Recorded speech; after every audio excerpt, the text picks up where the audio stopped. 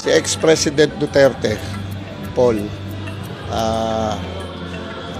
kasi umusbong na naman, lumabas na naman ang mga kriminal. Tumapang na naman yung mga drug lords, tumapang na naman yung mga naka-uniforme pa nga yung iba. Alam mo, nakaka-frustrate. Napo-frustrate ako bilang isang Pilipino. Kasi nung si ex-President Duterte, lahat sa mga yan hindi mo makikita. Alam nila kung ano mangyayari sa kanila eh. Kasi ano naman siya, sinasabi naman ni Presidente kung ano gagawin niya eh. Hindi ba?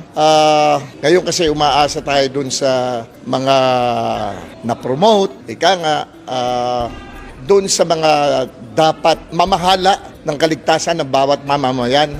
Ngayon natatakot na naman ang mga tao. Takot na naman ang mga magulang na magtagal sa labas ang mga anak nila, lalo na mga babae. Lalo na mga babae. Nung kay ex-President Duterte, lahat nakakauwi na matiwasay. Bawat kanto, may mga pulis na nakabantay para sa kaligtasan ng bawat kabataan. Ngayon, takot na naman ng mga magulang. Sana lang po, kumilos tayo talaga. Naniniwala pa rin po ako bilang citizen na mas marami pa rin pong matitinong pulis. Gawin nyo lang po yung determinasyon nyo. Yung determinasyon nyo na malinis ang uniforme nyo. Yun lamang po.